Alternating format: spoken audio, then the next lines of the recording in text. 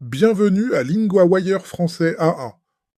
Aujourd'hui, nous avons deux histoires, une sur un port au Canada et une autre sur la Chine et l'Afrique. Suivez-nous pour pratiquer chaque jour avec le dernier épisode. Pour les textes et les quiz, visitez linguawire.com.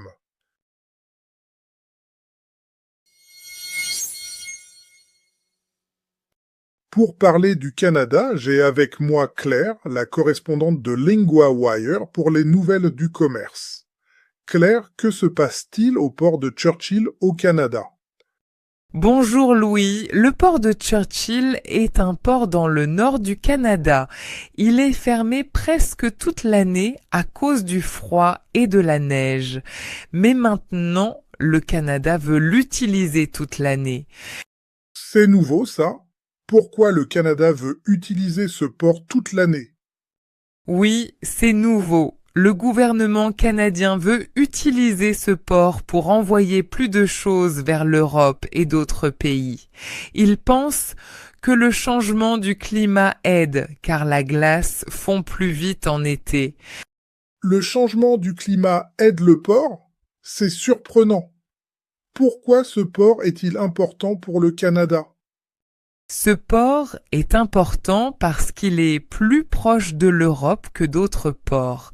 Les bateaux peuvent aller plus vite vers l'Europe ou l'Afrique. Cela peut aider le Canada à vendre plus de choses dans le monde. Je comprends.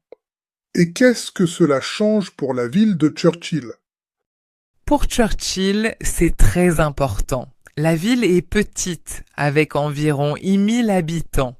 Si le port ouvre plus longtemps, il y aura plus de travail pour les gens. Cela peut améliorer la vie dans la ville. Combien de temps le port est-il ouvert aujourd'hui? Aujourd'hui, le port est ouvert seulement 4 ou 5 mois par an, en été. Le reste de l'année, il est fermé à cause de la glace et du froid. Et qu'est-ce que le gouvernement canadien dit à propos de ce projet? Le Premier ministre Mark Carney a dit que ce projet peut changer l'économie du Canada. Il veut que le Canada vende plus de choses à d'autres pays, pas seulement aux États-Unis. C'est un grand projet alors. Qu'est-ce qui peut arriver ensuite avec ce port? Le gouvernement va mettre de l'argent pour agrandir le port. Ils veulent aussi améliorer le train qui va à Churchill. Cela peut aider à transporter plus de choses. Merci Claire, c'est très intéressant.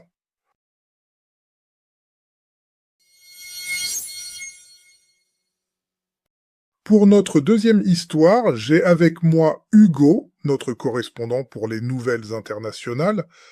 Hugo, que se passe-t-il entre la Chine et l'Afrique? Bonjour Louis, la Chine a décidé de supprimer les taxes pour presque tous les pays d'Afrique. Cela commence ce vendredi. C'est une grande nouvelle. Pourquoi la Chine fait ça? La Chine veut aider les pays africains à vendre plus de produits en Chine. Ils veulent aussi montrer qu'ils sont un bon partenaire pour l'Afrique. Est-ce que tous les pays africains sont concernés? Non, il y a un pays qui n'est pas concerné, Eswatini. Ce pays a des liens avec Taïwan et la Chine ne lui a pas enlevé les taxes. D'accord. Et qu'est-ce que cela veut dire pour le commerce entre la Chine et l'Afrique? Cela peut aider les pays africains à vendre plus de produits agricoles en Chine. Mais il y a un problème. La Chine vend beaucoup plus de produits en Afrique que l'Afrique en vend en Chine. Donc, le commerce n'est pas équilibré? Exactement.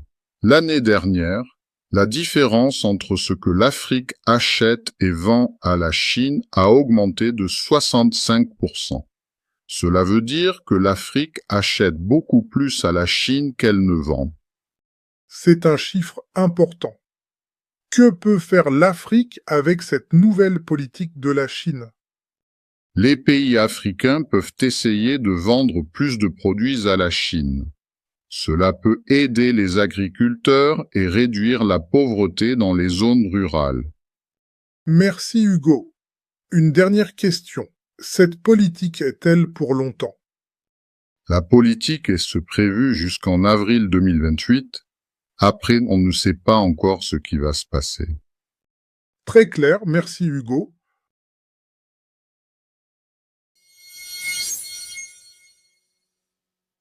Commençons le rappel de vocabulaire avec 3 mots de la première histoire, sur le port de Churchill.